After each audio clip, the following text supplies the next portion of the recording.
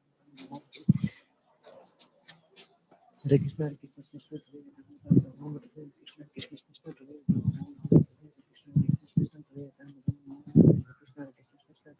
Ram, Krishna Krishna, Hare Ram, Hare Krishna, Krishna Krishna, Hare Ram, Krishna Krishna, Hare Krishna, Krishna Krishna, Hare Ram, Hare Krishna, Krishna Krishna, Hare Ram, Krishna Krishna, Hare Krishna, Krishna Krishna, Hare Ram, Hare Krishna, Krishna Krishna, Hare Ram,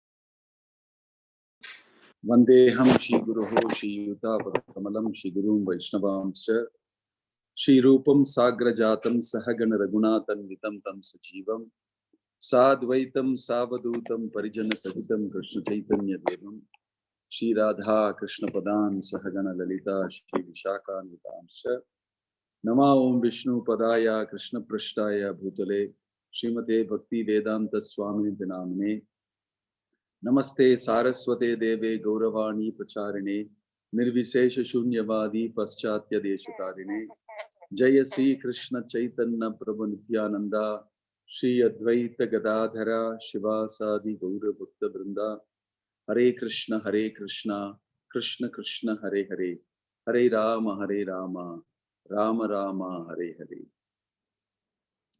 Hare Krishna to everybody. I hope everything is going fine for you and you are busy, kept busy by an external situation, due to which reason you have to be very concerned about your internal situation. Yes, this is a great opportunity for all of us, that by the Lord's mercy, we are put into a situation wherein we have to introspect very deeply with the allocated time and with the energy that we have. Thank you very much for being here, and thank you very much for thinking deeply on these nice pastimes of Lord Ramachandra. Very soon we are going to be able to celebrate to some extent internally and also to a limited extent externally, Ramanavami festival. In the meantime, we have till date tried to cover a few of the pastimes of Lord Ramachandra, significantly touching upon leadership in these areas. We did do something on parenting and on teaching and education. Yesterday, we had the opportunity of seeing leadership on the whole and a little history of Indian history on leadership. I promised you yesterday that today we'll take a peek into Bharata's wonderful role. In fact, it's one of the most talked about roles in the Ramayana. So, to recollect a little bit, Bharata and Shatrughna, Lakshmana and Ramachandra, they were sons of Dasharath. And Bharata's mother, Kaikeyi, we recollected yesterday, how she was a little too ambitious and in wrong association, she sought something that really speaking was not good for her son, which she thought was very good, was made to think is good. We discussed how a parent can think possessively about their wards and write their own biography on it. Kaikeyi was made to do that by Manthara's influence, and she landed up in great trouble, making the greatest of blunders in her life. And we could see that Bharata least appreciated what she did for him. So like I told you yesterday, that there was an understanding that Kaikeyi knew. And she thought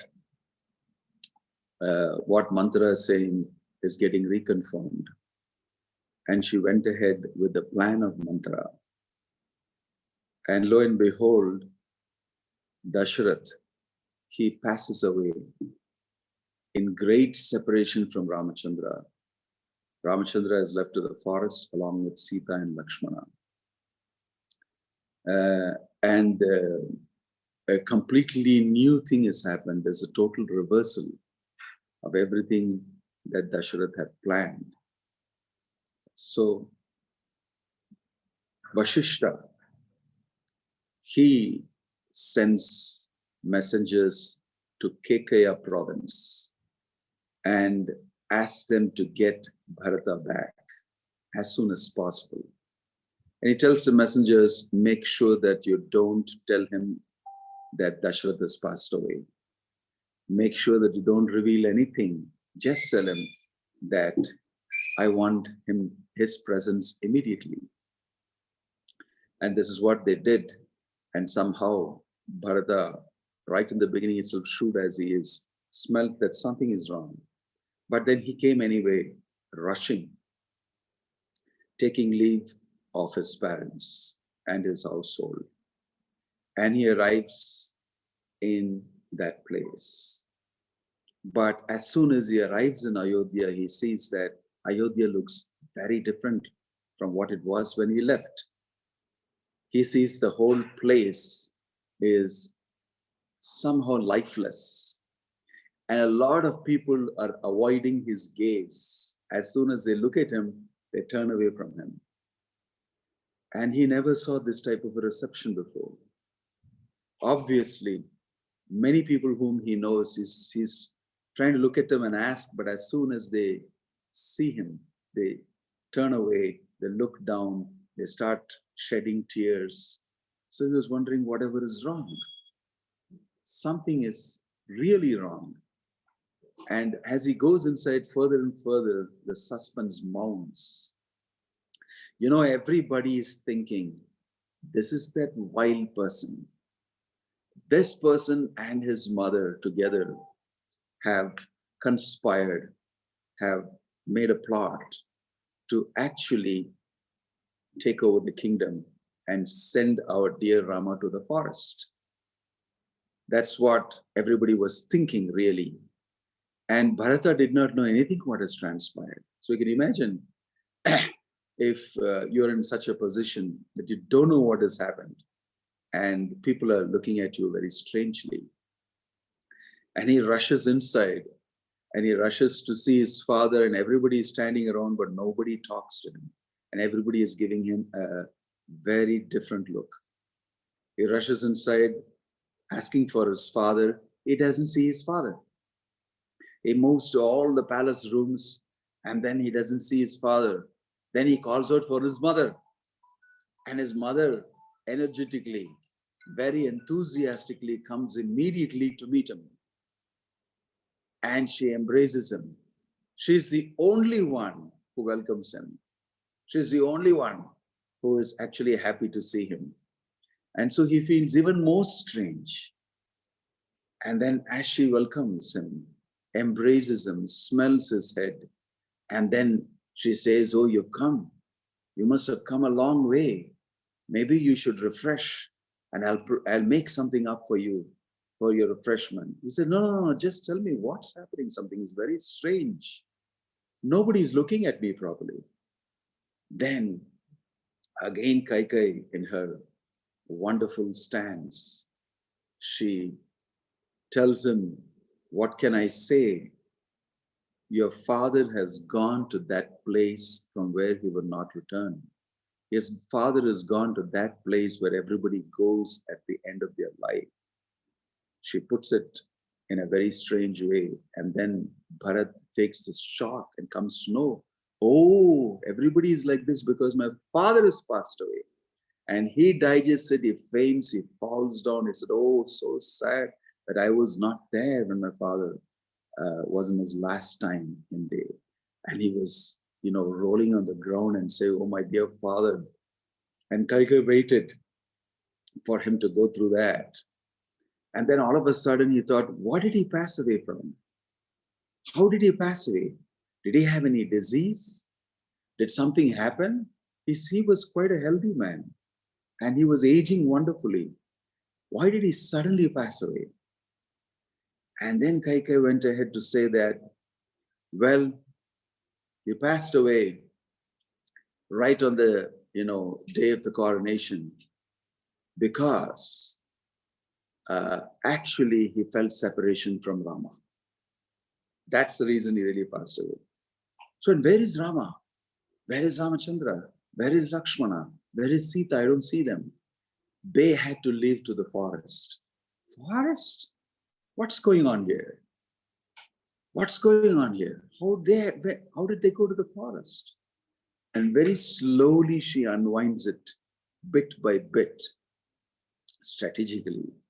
Then comes to the point of telling that they went to the forest and you're going to be the king. Get ready. I think they're waiting for you. Vashishta wants to see you, etc., etc. He gets a shock. He gets a shock of his life. And then he asks, why? And this is what my father wanted? Then she comes to say that this is what I requested of your father because of this boon that he had given me. And I did all this for you, my dear son. And that's when Bharat wakes up. And he said, you did this for me?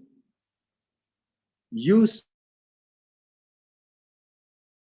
forest, you don't know how dear Rama is to me? You think I'm going to rule the kingdom in his absence? And he breaks off completely. I think you don't know what you're saying. How dare you do this? How dare you send Rama to the forest? It is his kingdom. He should rule. He is the rightful heir. He is the eldest son. And why would I do that in his absence while he's still living on this planet in the forest and I will sit in the palace? He starts understanding what has happened and he starts calling his mother names. And then he says, finally understands, and he says, I don't think you're fit to be my mother too.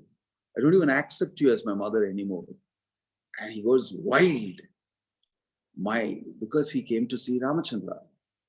That time, Kaikai understood all of a sudden, oh gosh, everything is different from what I thought. Totally different. She understood. My son is not the least bit appreciative of what I have done for him.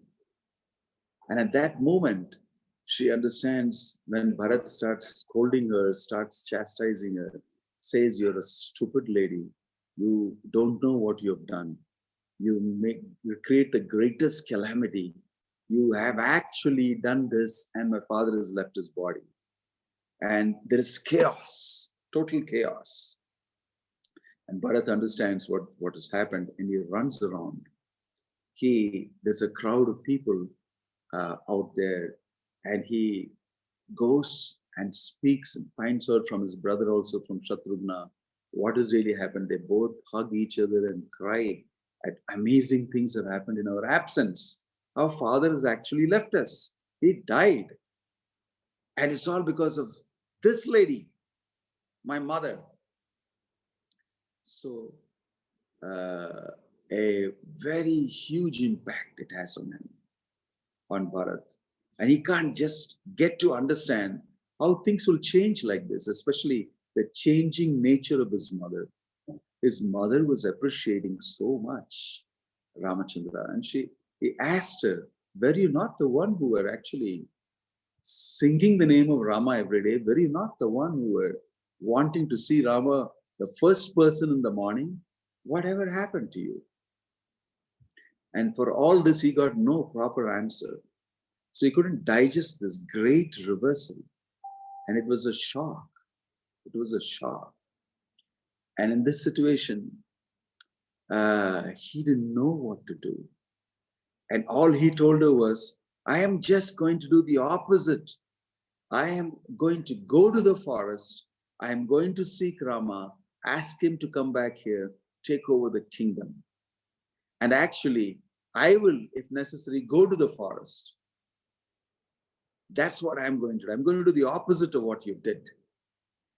So when Kaikai comes to know that this is what has happened for her, she really starts sobbing and crying.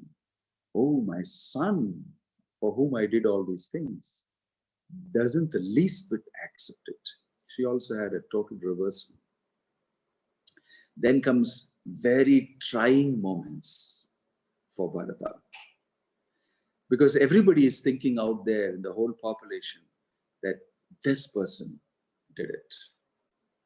You see, when a person is perceived in a certain way, he's perceived in a certain way by the people for reasons unknown to him, is one of the greatest tests in leadership.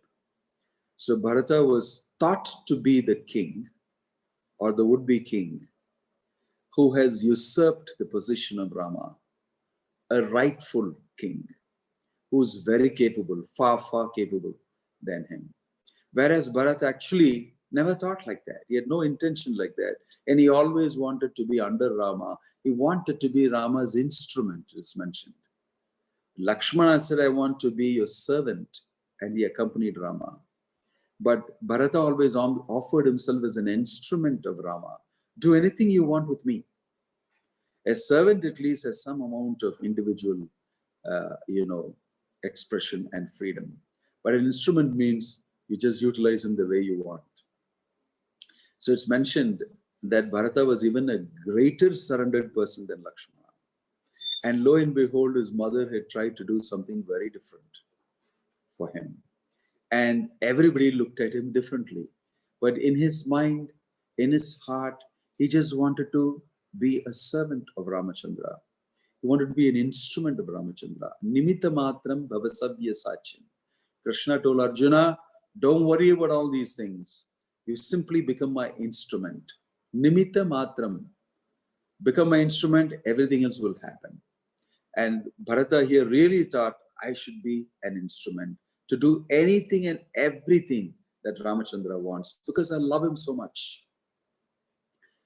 So it's mentioned in other places that he was so much looked upon by people in a different way all over Ayodhya that in the night he couldn't even go to the Sarayu to take his bath.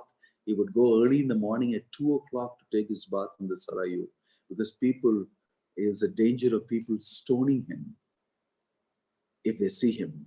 So much of hatred they had for him. He bore that, but actually he was the right opposite inside. Sometimes in our situations we have to face this. Bharata faced it, and worse things were to come for him. And then Vashishta and all of the other advisors and ministers also thought maybe it is true. That's why they have done the needful here this way. Maybe it's true. And so what he did was the next morning, the night they went through horrible night, Shatrughna and Bharata, hardly sleeping, talking to each other and wondering what has happened, just trying to recover from the shock, the loss of their father, and the way his mother had done things, the way people were thinking, totally confused. And the whole night they were discussing, crying on each other. And in the morning, there was a whole big musical band here to wake up the king. As soon as he heard it, Bharata, he shut his ears and said, "Stop this. I am not the king." And Vashishta was right there with a little smile on his face. He actually did this to test and see very deeply what Bharata really is thinking. Because you sleep in the night, and as soon as you woken up with a band, what's really inside your heart will come forth. You may come out and say that, "Oh, thank you very much," and wake up and assume that you're the king. But instead, what Bharata actually did was he got up and he closed his ears and shouted and yelled, "Stop it! I'm not the king." So he knew deep down inside Bharata, this is what he felt. He didn't want to be the king. Test number 2 was he got ready in the morning and did everything together, and there was a big assembly organized and he was supposed to come for it. And all the elders and all the ministers and all the generals in the army, everybody joined together to discuss what will happen now because the king has died. And there's no Rama here. And the only person here is Bharata. So Vashishta came ahead, gave a talk about Dasharatha, and everything was, confusing, nobody knows what, and big personalities like Vasishta were supposed to guide everybody.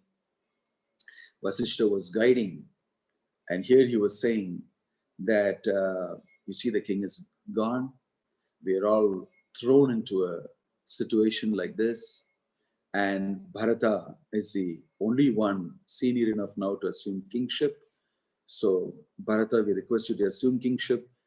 Your coronation is ready. Everything is ready. All the ceremony is ready. All the paraphernalia is ready. And you should sit at the Homa and Yajna. Bharata couldn't tolerate it. He instantly started crying. As he was speaking, he was crying and holding his emotions together. And as soon as he was asked to respond to it, he got up in that assembly and with great control over himself, he spoke and he said, "My dear elders, my dear people of Ayodhya, actually, I am very clear what I want. What I want is, I don't want to be king. This place is rightfully belonging to Ramachandra. He is the king. I have no doubt about it in my mind. And what we should rather do is all of us go to the forest and bring Ramachandra back." As soon as he said this, everybody started crying. Everybody's eyes were full, Vasishta especially. And he said many more things. He said, if at all any of you think that I had any such desires, not at all. For me, it's a shock that my mother expressed this to me. It's her own pettiness. She has done because of her affection. And she had a big blunder. Because of her, we have lost my father. And I don't want to expound on that too much. But the fact is, I am not going to be king. Because what am I? Who am I? I'm not fit to be the king. And he used some wonderful expressions. He spoke so wonderfully. With great humility, he spoke. And people were moved to see that, oh, this is what Bharata really is. We were thinking differently about him.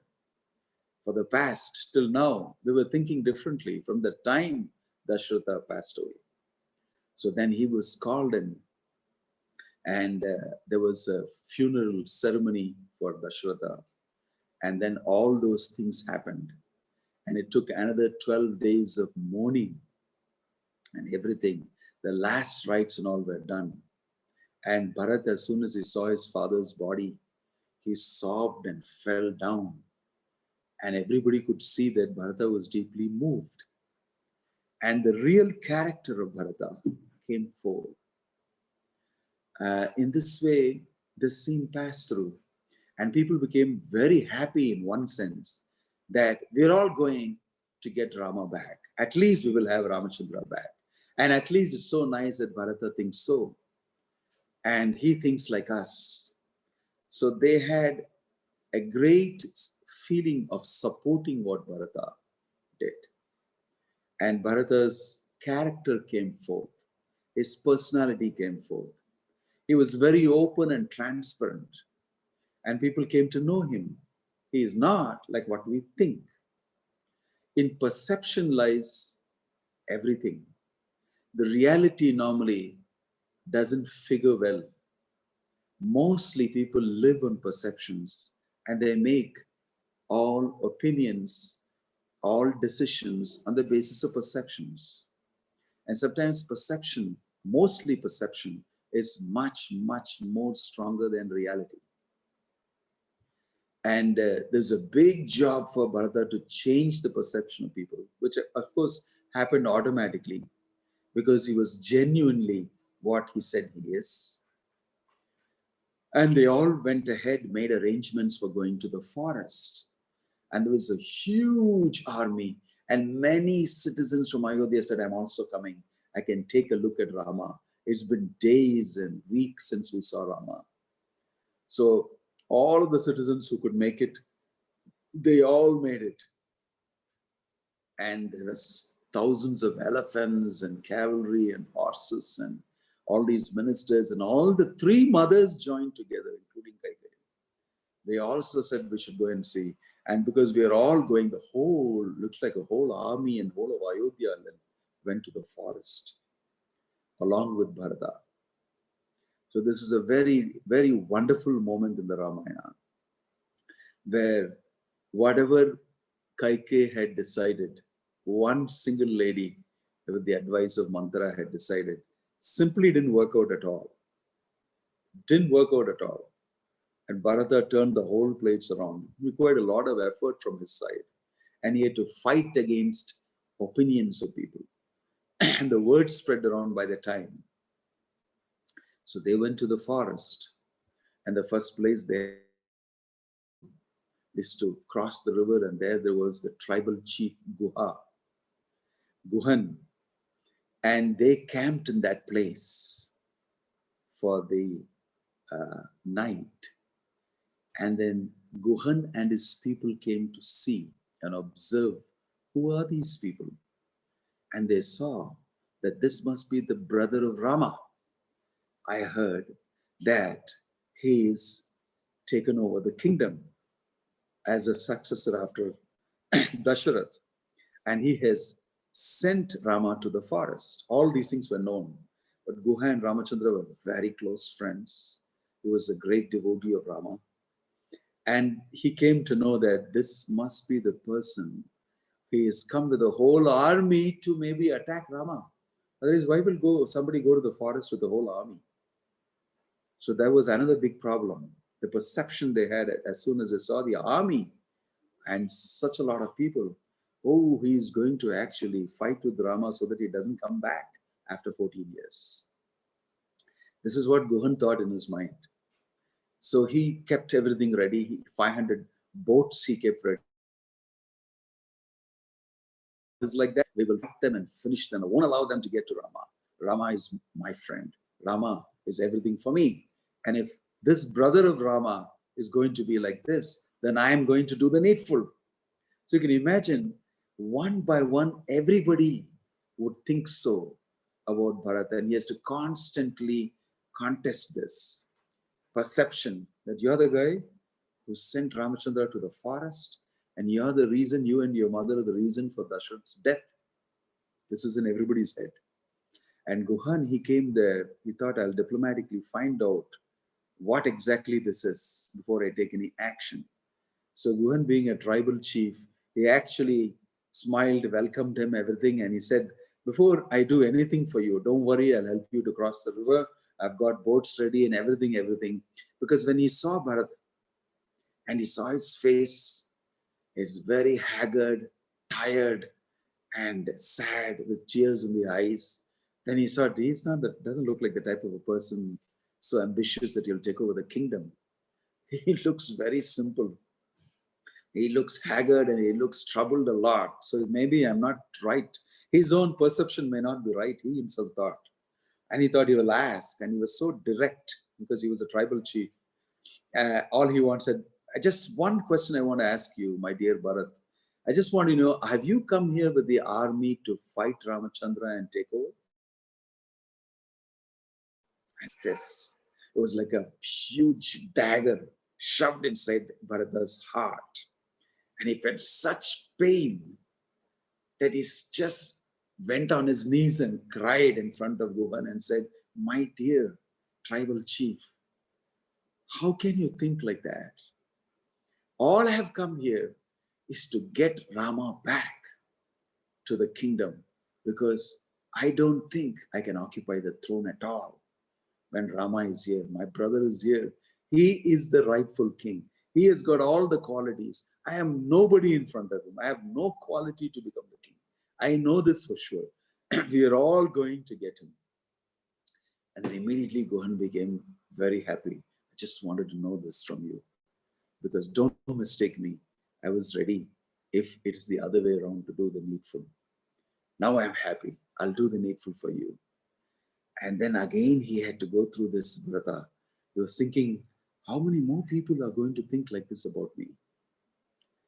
Facing criticism, facing a perception, a wrong perception, is one of the things that leaders often have to do. How to deal with perceptions. Constantly, we'll have to deal with them. And you'll see how Bharata dealt with it. But it's not that he dealt with it without pain, but he dealt with it very nobly and with great tolerance and patience. He went ahead. Guhan enabled him to cross over, and they went all the way, and they came up to Bharadwaja Muni's place. In Bharadwaja Muni's place also, as soon as they went to his ashram, Bharadwaja Muni actually didn't look at Bharata much. He immediately embraced Vasishta and welcomed him. And he turned round to Bharata and he immediately told him, so I hope you're happy being the king. And I think you've come here to make sure that Rama doesn't come back for his kingdom. He said this in front of Vasishta. And again, he had such a difficult time. He again cried and again said, you can ask Vasishta if you want what I really think in my heart. I am not thinking so. I have come here to ask Rama to return and take the kingdom.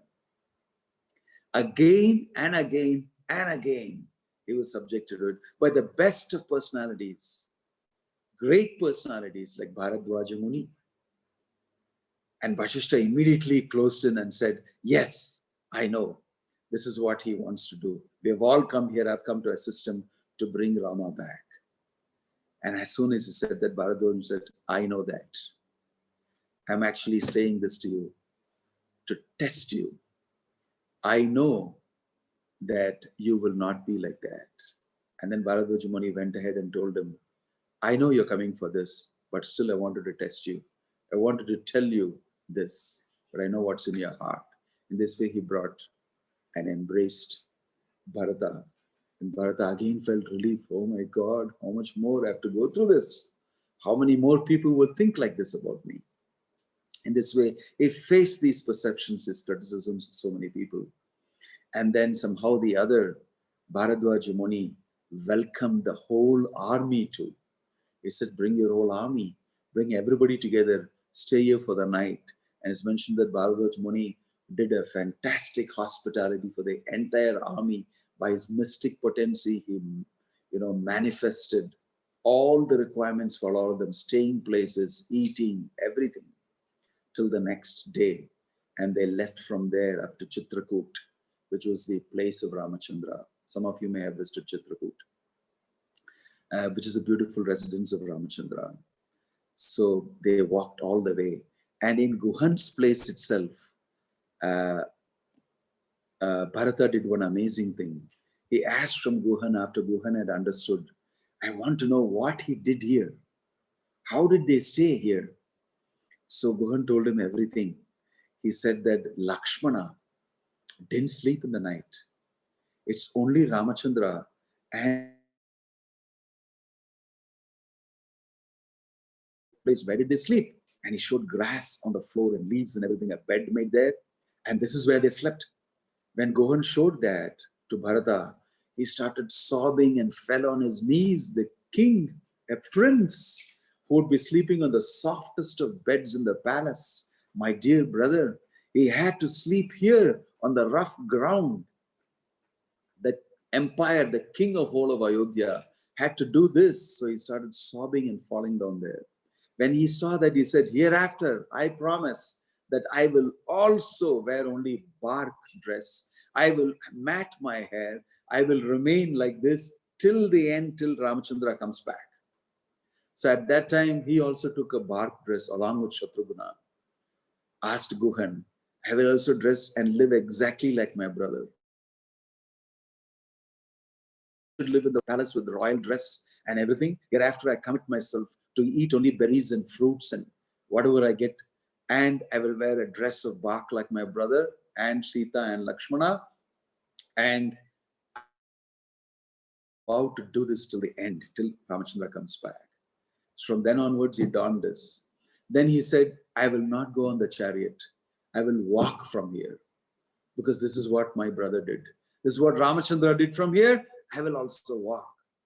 And he walked. Walked and away to Chitrakoot. His feet got blisters and he just walked and people could see his feet was bleeding, full of blisters, but he walked all the way. This was the character of Bharat, and amazing. And all the people who were with him could see this is what our Bharat is. It's completely different from what we thought then. It's totally different. And he walked all the way and somehow found the way and right up. And when they were going up, they saw this is Chitrakoot mountains and we can see smoke coming up there. That's the cottage. That's the place of our dear Rama. Because in the meantime here, Ramachandra had come to Chitrakoot and he was sleeping in the open under the stars and the sky every night. And then Lakshmana said, no, you need to have a good place. And he built out of forest materials a beautiful place. He made a nice set of rooms. He made room for Ramachandra and Sita. He made another place for their sacrifice and doing their daily duties. He made another place where they kept their weapons and everything and where he would be. Lakshmana anyway was never going to sleep. So he's going to be staying awake. So all these arrangements he made and he personally built it with all forest materials with wood and leaves and stones and everything together. And that was getting ready. And for the first day they were going into the house. Lakshmana was saying, your house is ready, you must come. And Rama and Sita were gone into the house for the first day and they were starting to do the yajna, the first yajna and homa. in the new house. And Ramachandra was personally doing the yajna. That's how the smoke was coming up. And while they were getting ready to do that, they heard a whole lot of, sounds of shrieking animals and birds and, other types of things. And they knew that something is happening. What's the sound here? It's such a peaceful place. So Lakshmana, please see what's happening. And he came out of the hut and he saw there's a big dust storm there. So it looks like somebody's coming with an army. So he climbed up a tree. Lakshmana climbed up a tree, went on top of the tree. And from the top of the tree, he saw, wow, so many people. Here comes the huge elephant. Here comes that flag. I can see it with the palm tree on it. It is Bharata's flag. Immediately he concluded, oh, he's come with an army to fight Rama and kill him so that he cannot come back and assume the kingdom again. So immediately he got down and he told Ramachandra, get ready, give my this thing, you go inside, I will do the needful, I'll finish him. This is what he has come for. He twanged his bow and then he started saying all sorts of things about Bharata. That rascal, he doesn't know. He's come here, I will finish him. He's come here to take, as he was talking and getting ready. Ramachandra stood in the doorway, not allowing him to go out with the arrow and everything.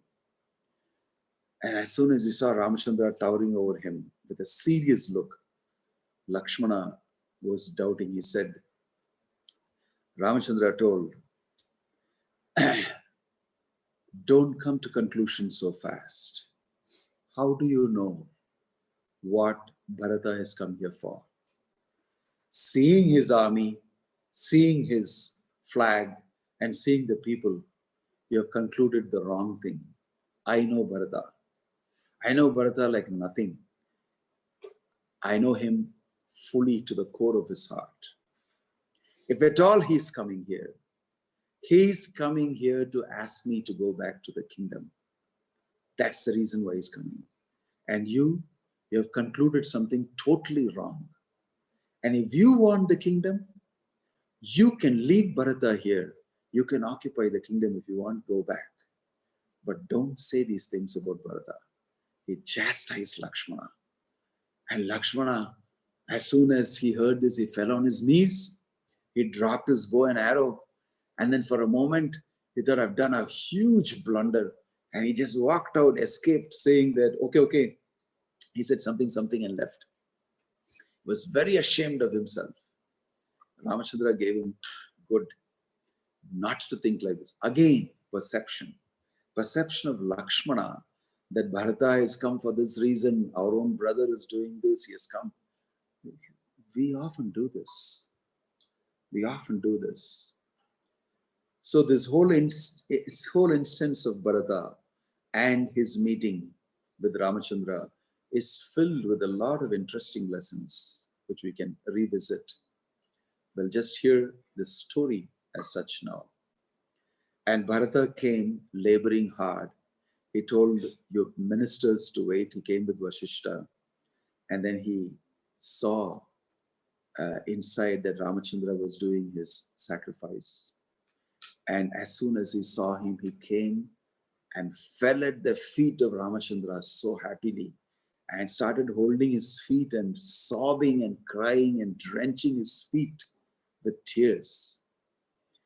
And so also did Shatrughna do that. Both of them, he was wondering for a moment, Ramachandra was wondering, who are these two? They look so thin. And they're wearing bark. And they've, matted their hair. Who are these two? He didn't recognize them and they were paying their obeisances.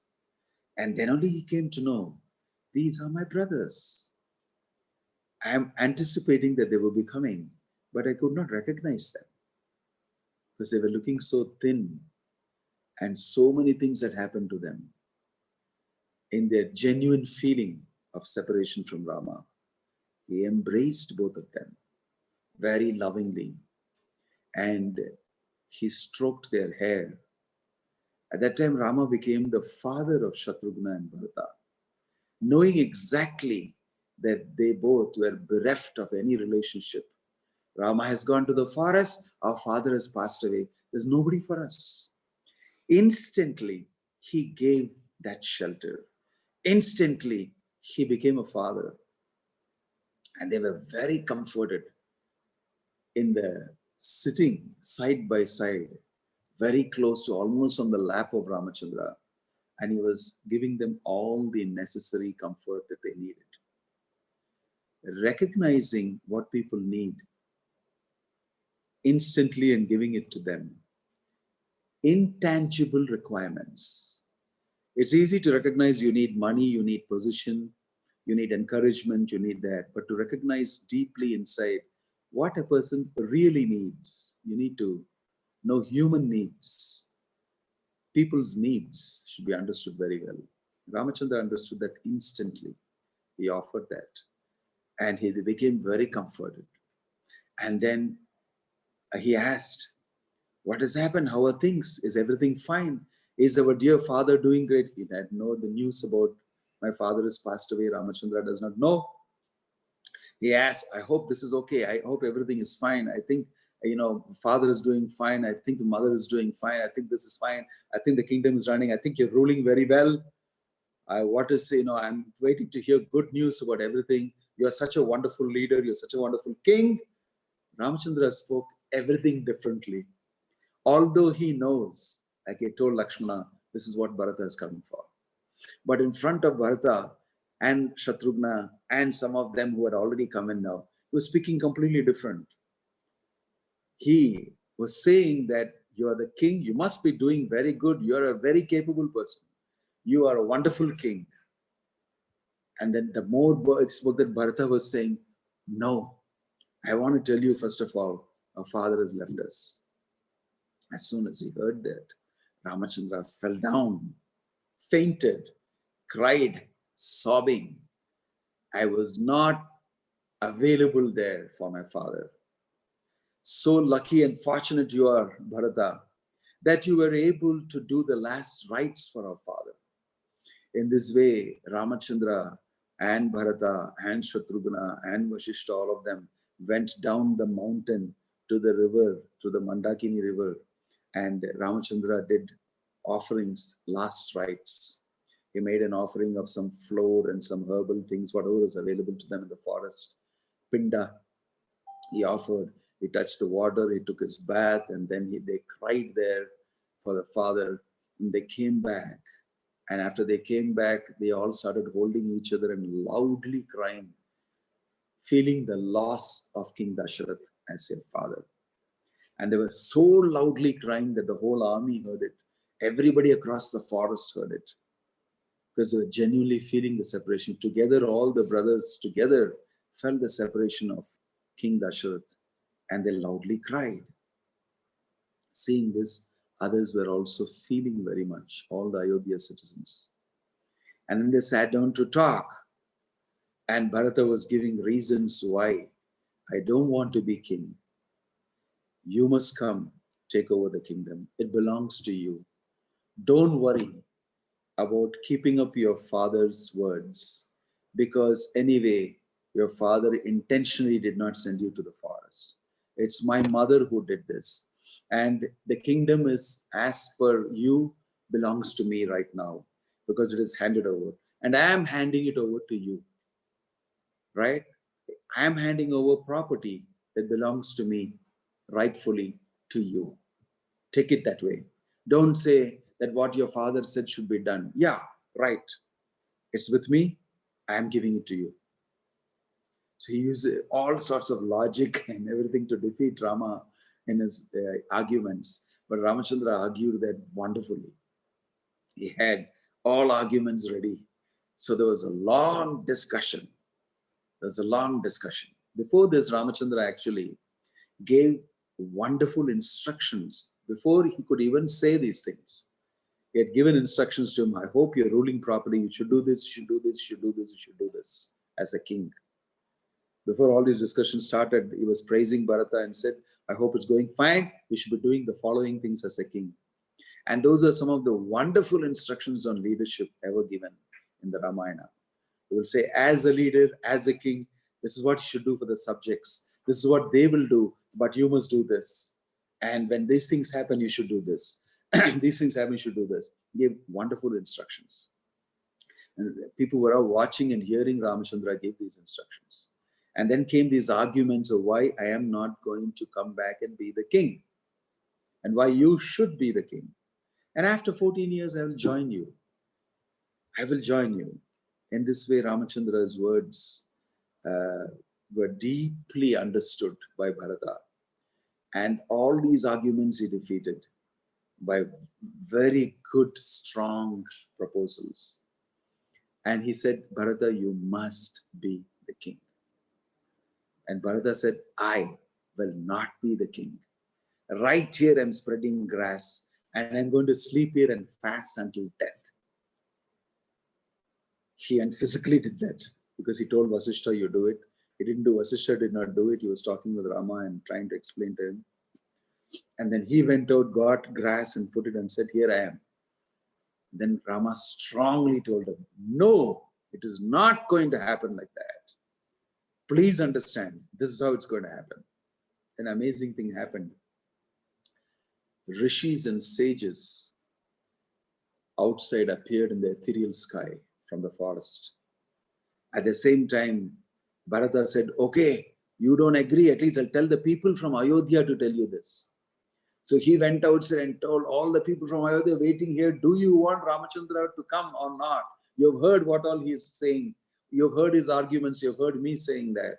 Please tell Ramachandra to come and be the king. At least you say, I can represent that. So one out of the whole crowd of the Ayodhya said, no, we agree with what Ramachandra is saying. He knows what is correct for us. We will listen to him.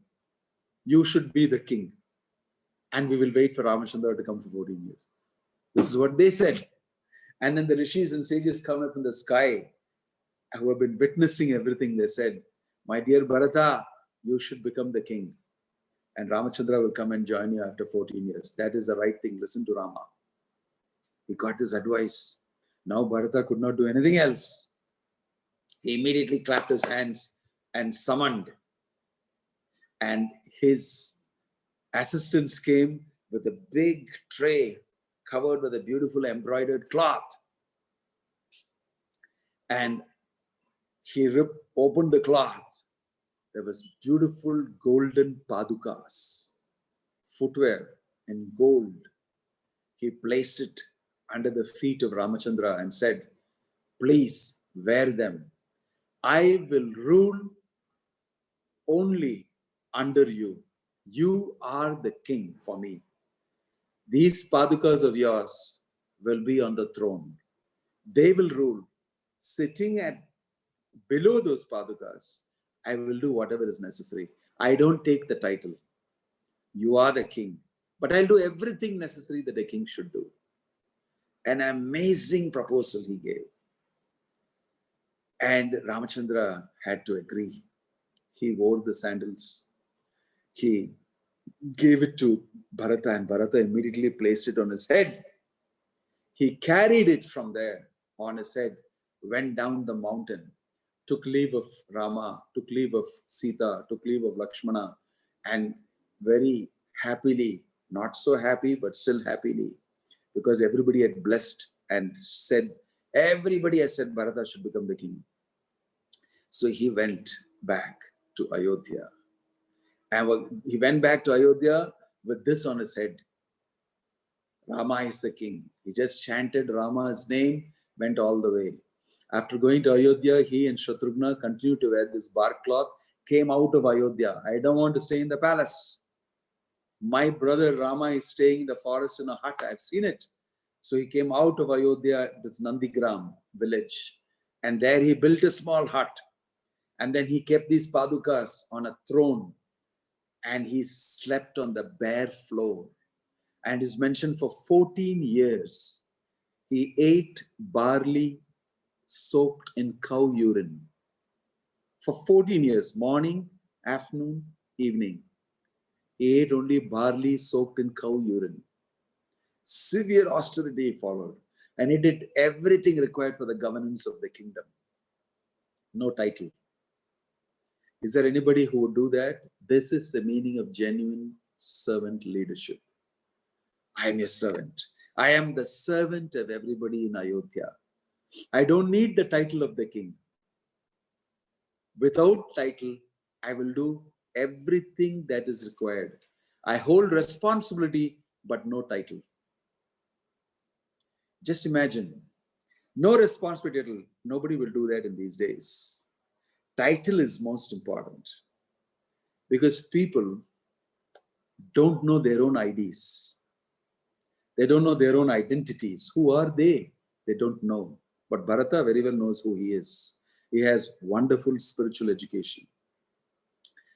When we don't know who we are, then we cling to various different titles. We need to validate ourselves. We need to validate our own identity. And we cling on to various titles. I am so and so. The first thing people say when they introduce you in higher circles is, I am the CEO of so and so place. I am the production manager in this place. I am the chief marketing man. I am so and so. Everybody takes pride. And as soon as the other person hears, oh, really? Very nice to meet you.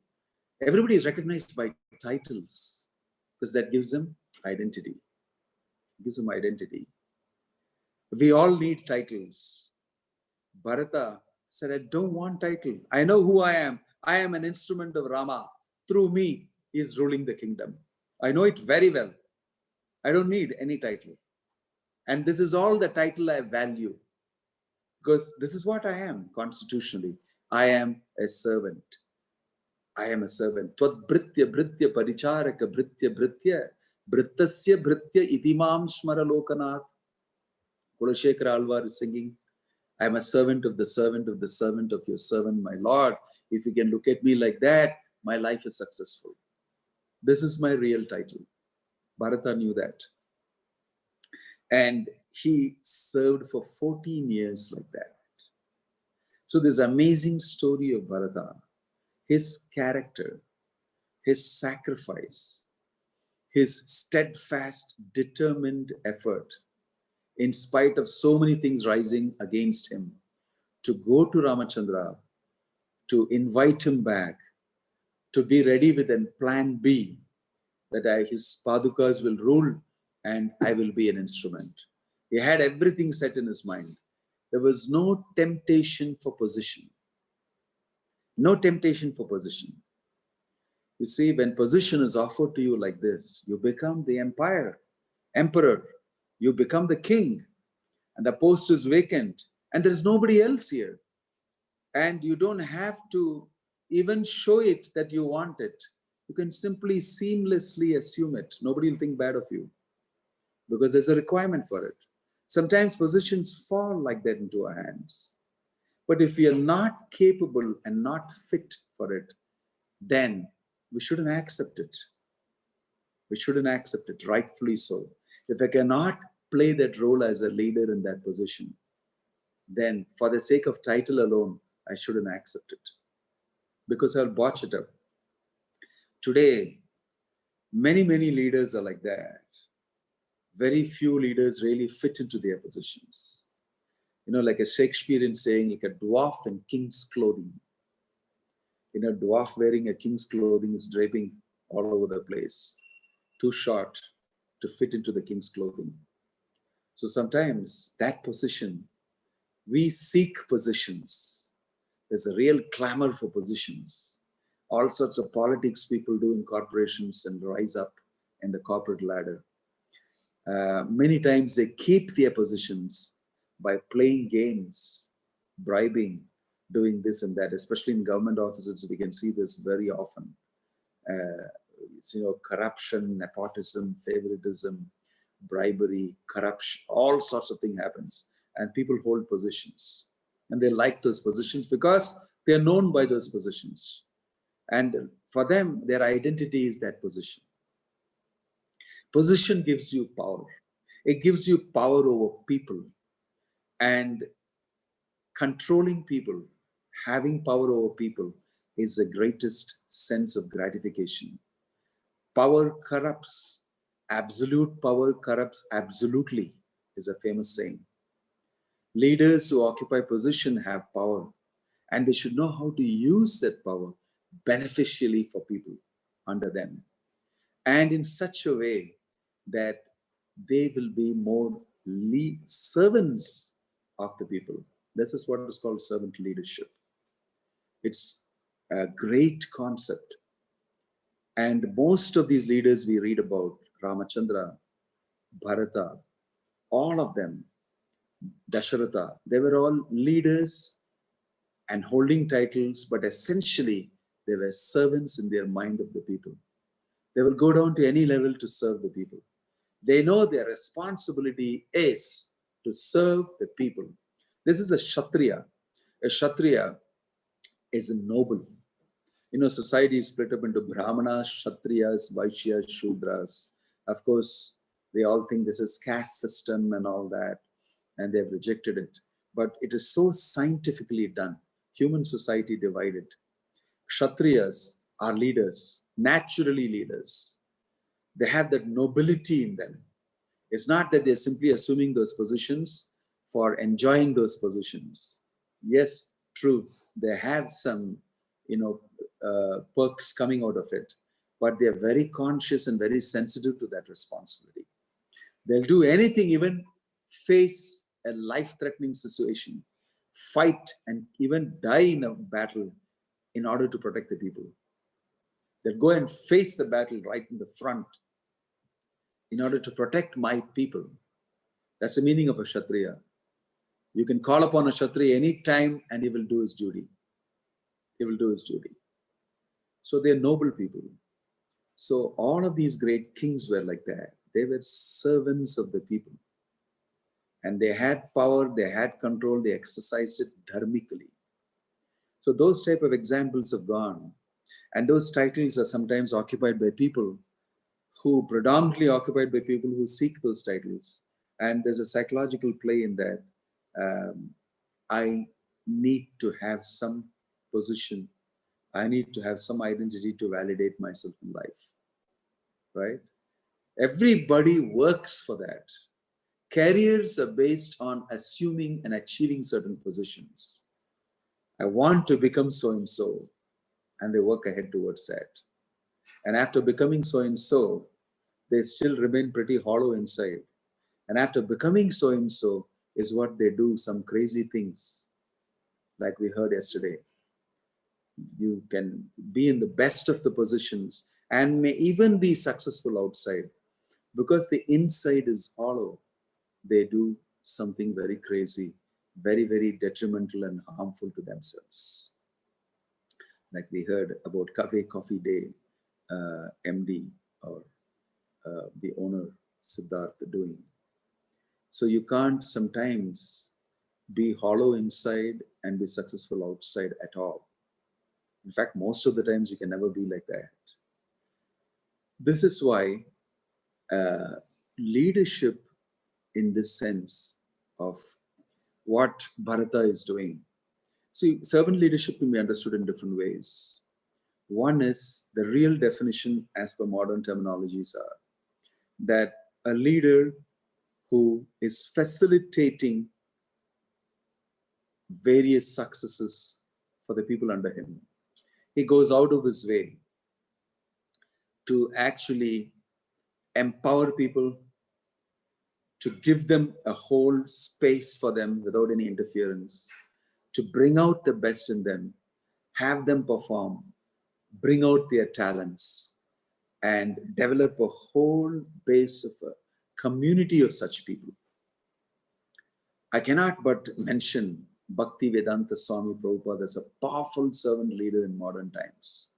Because servant leader also, there's a lot of speaking about it, but more often than not, the comment is that in modern times, very difficult to be a servant leader when you're in some position like that.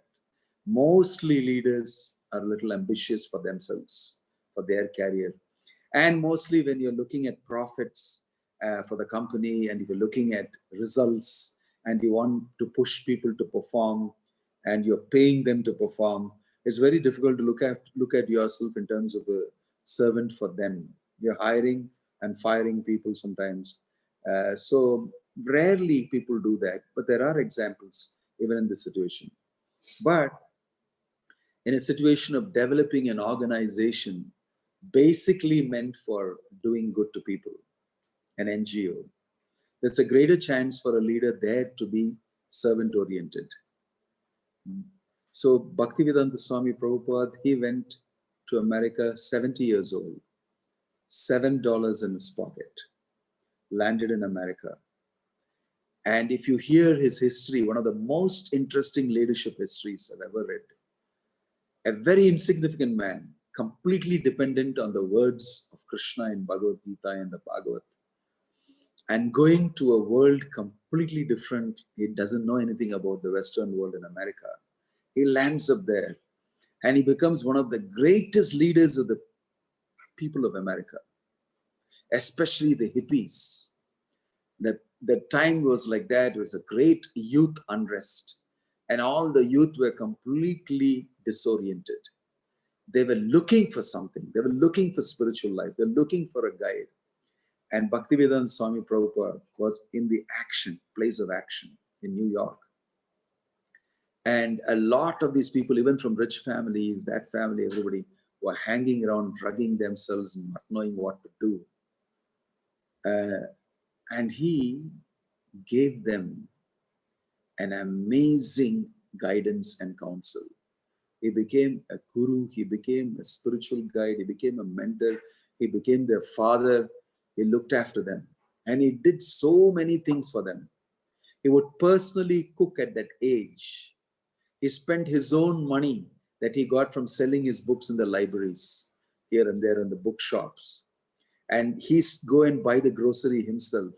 And he himself would cook at that age, wash up, clean the place, give them a big feast, an Indian feast. They loved it so much. He'd give them chapatis, he would give them wonderful vegetable curry, and he would give them sweet sandesh and chutneys and everything. They had never eaten all these things in their life. And Prabhupada was a wonderful cook. He personally cooked, he fed them, looked after them. And they had no culture. They were not even bothered about looking after the sannyasi, this good. They had no such culture. They did not know any Vedic culture. And they treated him very badly.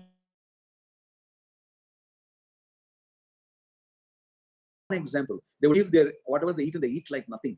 And they loved to eat free food being given by this monk.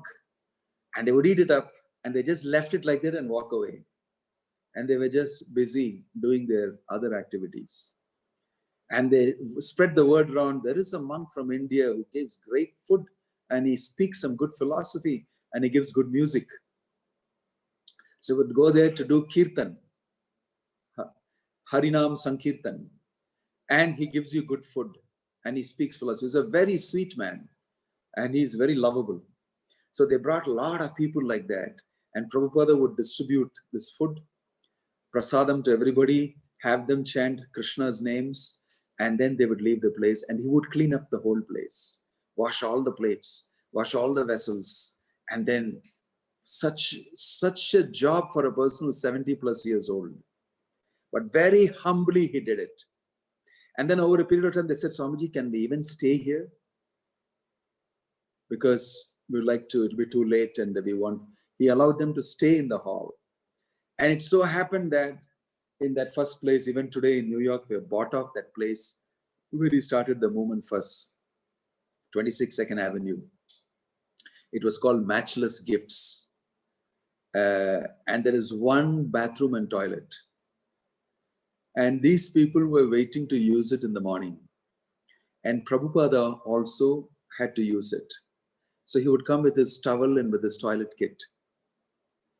And he would wait in the queue along with them to use his own bathroom and toilet. They didn't have the culture and the respect to allow a senior man, a holy man, a sannyasi. If it was India, he would be the first person who would be allowed to go. But they didn't know this culture. And Prabhupada was so patient, he stood in the queue. Until after 1 day, 2 days, it dawned on them by Krishna's inspiration. They turned, don't you think that Swamiji should go in first? And then they asked him one day, maybe you should go in first. And he said, thank you very much. Didn't even tell them but gradually they learned how to be a person with culture. He taught them how to tie your dhoti. He taught the ladies how to tie the sari. He taught them how to chant Hare Krishna, how to be a devotee. What is this Vedic culture? Right from scratch. This is the meaning of a servant leader. And he was ready to do it with no feeling, I am a sannyasi, you should serve me.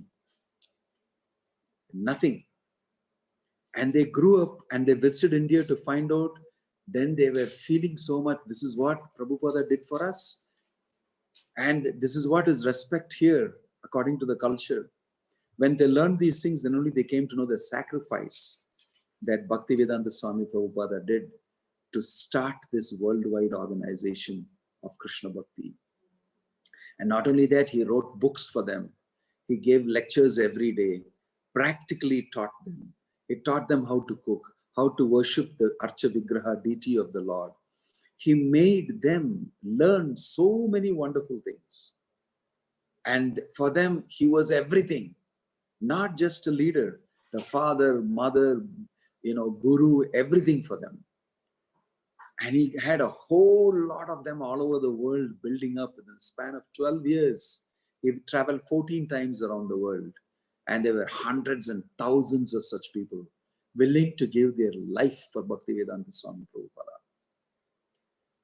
I am sure that people don't know much yet in the world. But time, over a period of time, people understand what a great leader Bhaktivedanta Swami Prabhupada has been. From nothing, from $7 in his pocket, he knew wealth is in people, not in the money.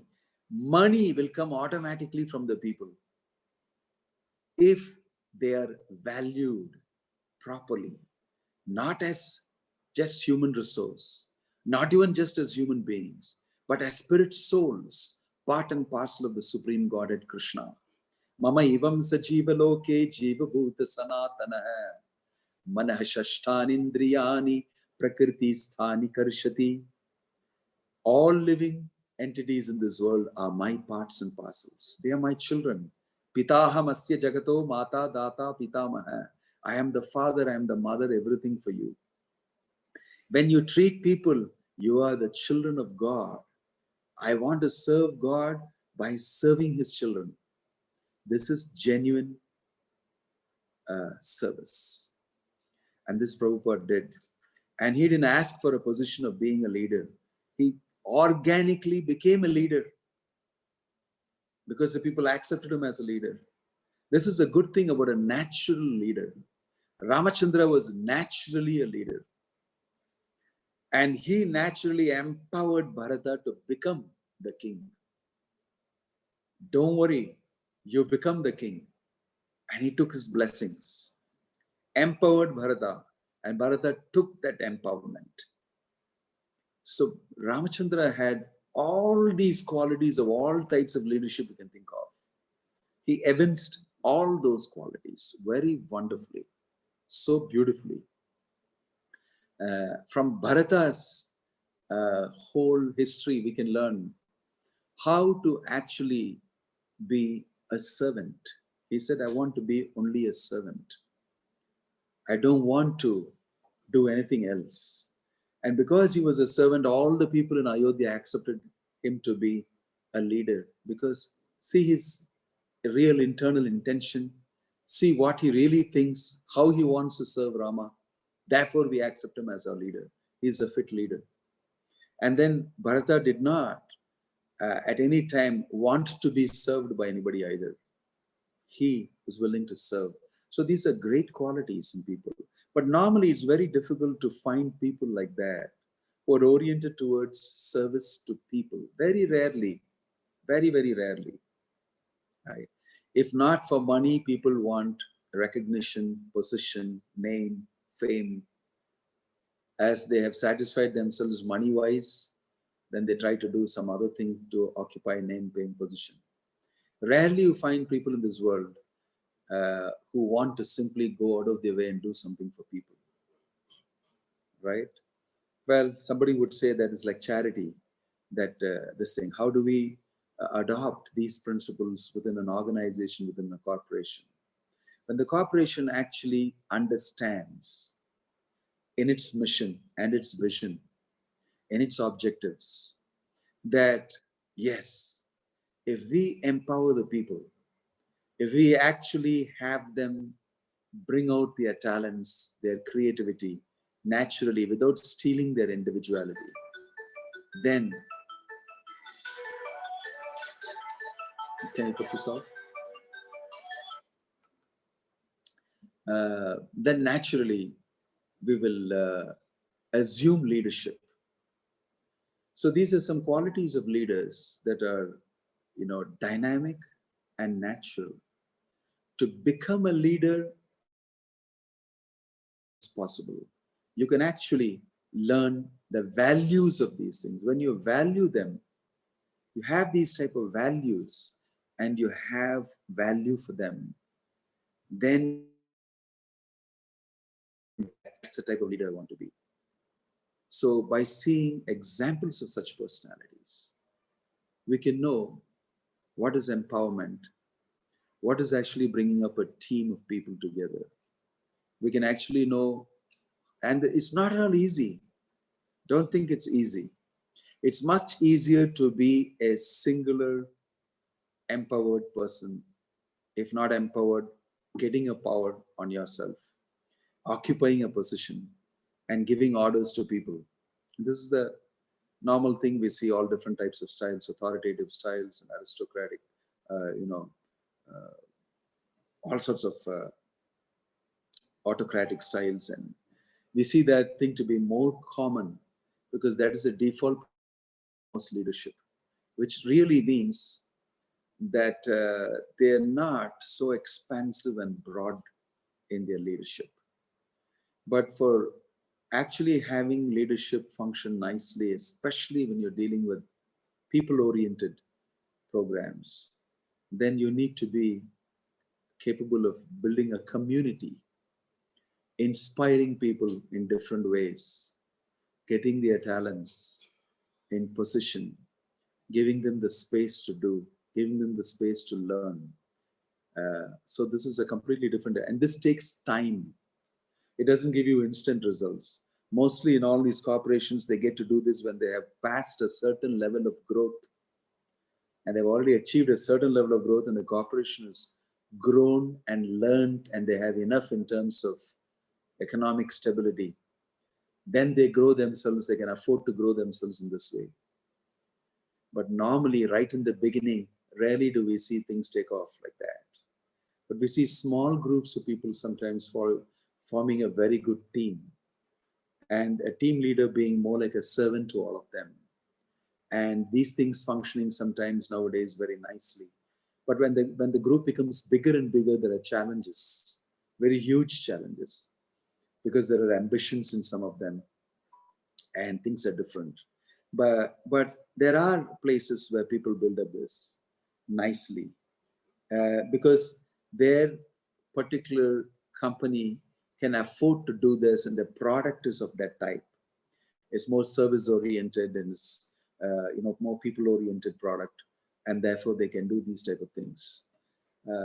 So interestingly, some types of leadership are meant for certain types of situations, and certain types of leadership thrive in other types of situations. Ruling a country, you definitely need a servant leader. And that's what is modeled by Bharata, modeled by Ramachandra and everybody. Ruling a corporation, you need a mix of some of these things together. Like yesterday we discussed, predominantly we need a mix of certain types of things in democratic leadership, in participative management and leadership. You need a little bit of that and a little bit of this. Everything is not black and white. So you can see, but models of all these different things. We will see how Lord Ramachandra forged a relationship with the Vanaras. And he had great participative management coming into being. I have something you need, you have something I need. And we can get together and we can join forces and we can achieve something. So participation means giving everybody a chance in the leadership. everybody a say in the matter. So different types of leadership you can see in Ramayana. It's very, very interesting. Very interesting. So in the full definition of servant leadership, you wouldn't, the full definition of servant leadership is not something that we can get to see. We can get to see different types of servant leaderships.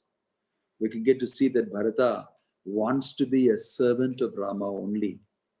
And he's saying that I don't need a title at all. My greatest satisfaction comes in being able to serve you. This is one type of servant leadership. But he's doing the job of a king, right? Another type of a model is Bharata has become a great servant leader of the people of Ayodhya because they've appreciated his quality of wanting to serve the people with no selfish motive. People need a leader. People need a king. And if it's required and Ramachandra won't come, so I will put myself in that position. I'll do all the work, but I don't need the title. This is, extended servant leadership.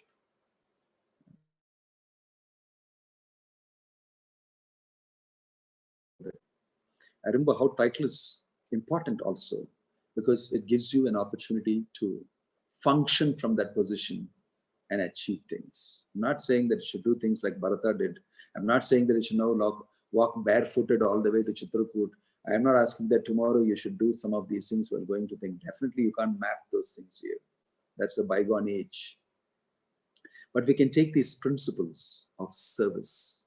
The main thing is service, an attitude of serving. Why will it come? And when will it come? When will we be so broad-hearted? When will we function more from the heart than from the head? When we function from the heart, then you really are liking, you have a feeling for the other person, and then you're leading him according to that. When you function from the head, then you're looking at that person only as a resource. And if necessary, you'll get rid of him and get another person who's got better resource. You're just functioning from the head. You're very calculative, analytical, numbers matter to you. So in servant leadership, a person sees everybody for what they are worth as individuals, as persons. And then by enabling them, empowering them, they bring out something from them which they didn't know that they had within them by creating an atmosphere like that. You'll see Bhaktivedanta Swami Prabhupada did that. People were thinking, who are these Americans and some people, whatever they are going to know about these things. He didn't go with this attitude. He went with the attitude that everybody has got the potential to be spiritually oriented because everybody is spirit, soul, part and parcel of Krishna. It is just awakening that has to happen. And he was confident of this, and it happened. And they themselves were surprised, how did I become like this? So one of the disciples asked Prabhupada one fine day, Prabhupada, 2 years back, I was lying on the street drunk, a drunken bum, with no job to do, not knowing what to do, what not to do in life. And here I am. I wake up in the morning at 4 o'clock. I take an early morning bath and I come for Mangalarati. I chant japa. I read Bhagavad Gita. I actually eat only prasadam. I speak this philosophy to others and I get them to do it. My life is completely changed. And I'm wondering whatever happened to me. How did this come about? And Prabhupada said to him very lovingly, I brought good fortune for you. I am the person who made you fortunate by giving you this wonderful understanding of Bhagavad Gita, about God, about Krishna. So people don't know their own potential as spirit souls. When their spiritual dimension awakens, especially, then they can do wonderful things and achieve wonderful things. They have to be told. They have to be engaged in that dimension. Everybody has this potential.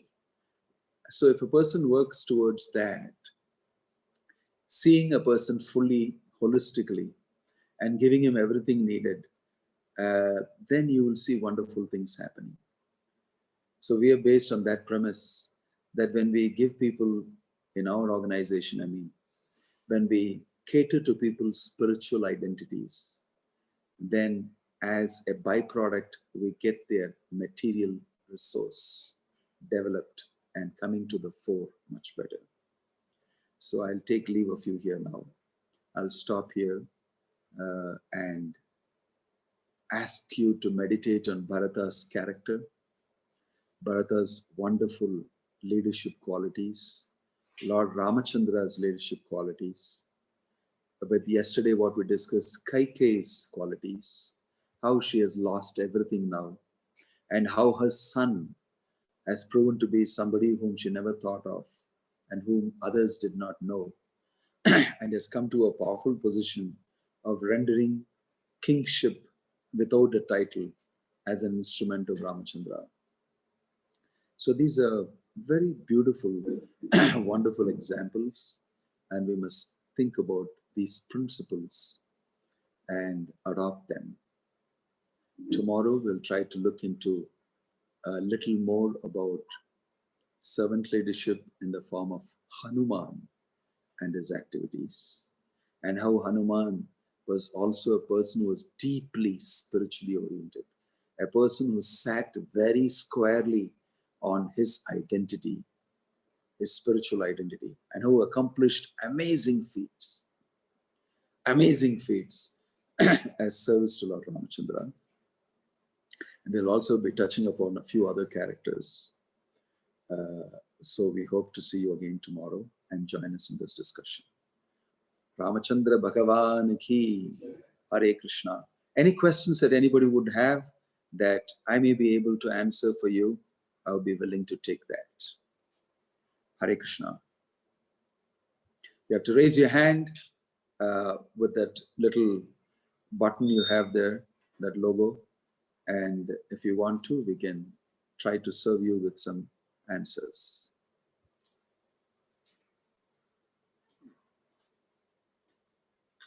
Yeah. Anybody?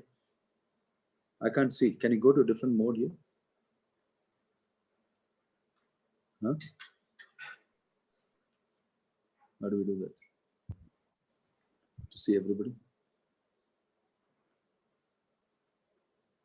Okay. Can it come out here fully like this? There's something here, I think. Oh, okay. Maharaj, Yeah. there is a question on chat. You can just. There's a one on chat. Can you? Yes. How do I go to chat? 1 second. Chat. Okay. Hare Krishna Maharaj, thank you for the amazing class. I'm not sure if it's right to ask such question.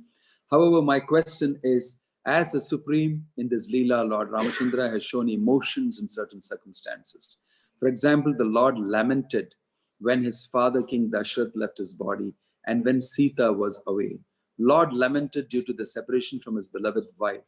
From knowledge, we know we shouldn't lament for someone's loss, as we should identify them as a soul, and we should not be too attached to the temporary relationships around us. What is Lord Rama trying to tell us through these emotions? I am sure his actions are undoubtable. This is from Shamala Raj.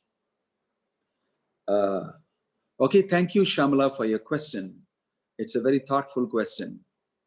Interesting. What I want to tell you first is, right on the first day we mentioned that the Supreme Lord, Avatar, is coming down and is making himself acceptable by being one of the human society.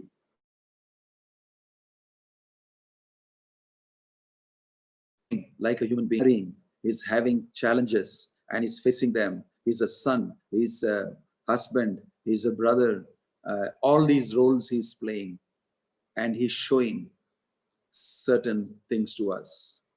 So in that role as a human being, he is not immediately acting as a Supreme Personality of Godhead. At the same time, it is not that we should not have emotions in spiritual life. In spiritual life, our emotions are spiritual, and those are the original emotions. In material life, we have temporary material emotions. Our emotions are short-lived. They also change very fast. And more than anything, the relationships and the emotions that we have don't last beyond our death. We die, and those emotions don't last. Those relationships don't last. But Lord Ramachandra and his emotions and feelings with Sita, who is Lakshmi herself, Bharata, Shatrughna, and Lakshmana, they are all the Chaturvyuha expansions. Vasudeva, Sankarshana, Pradyumna, Aniruddha. These are the four who have appeared as Ramachandra, as Lakshmana, as Bharata, and Shatrughna. So it's Vasudeva, Sankarshana, Pradyumna, Aniruddha who have appeared. And they all have relationships among them. In this new Leela, in this new role as Ramachandra, the same emotions are there but expressed in a different atmosphere. So these emotions which Ramachandra shows are also original emotions. But in our perspective, we see it in terms of Varna Ashrama, in terms of duties of father, duties of son, and everything.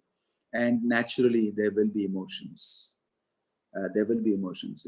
It's not that a devotee, however advanced he is, doesn't have emotions. Definitely he has emotions.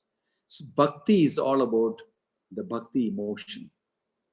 When a person awakens his loving feeling towards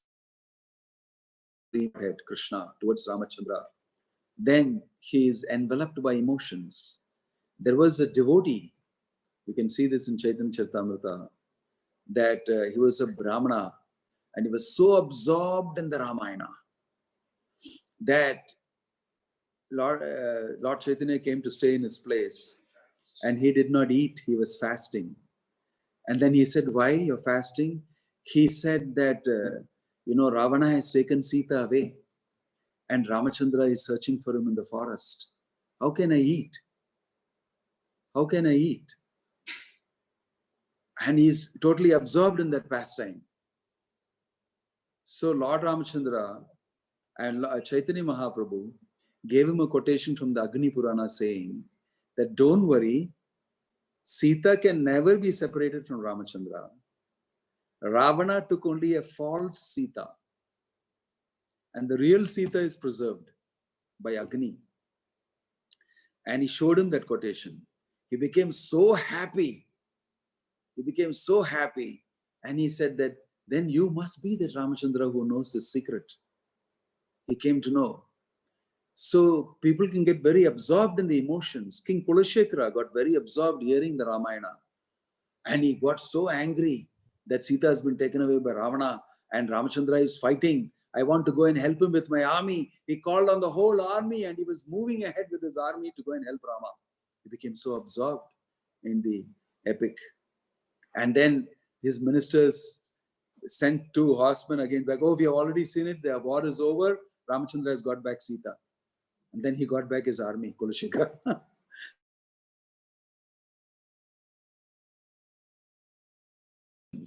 In relation to the Lord are perfectly all right.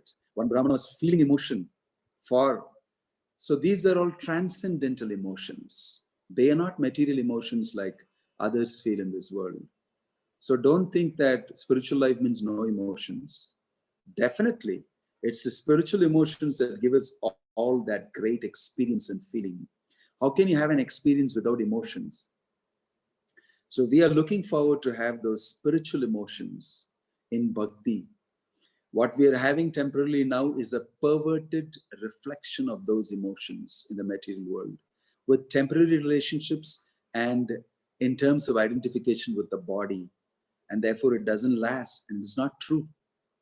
It's not true. So Ramachandra is showing to us what are those genuine emotions that you can have in relationship with him.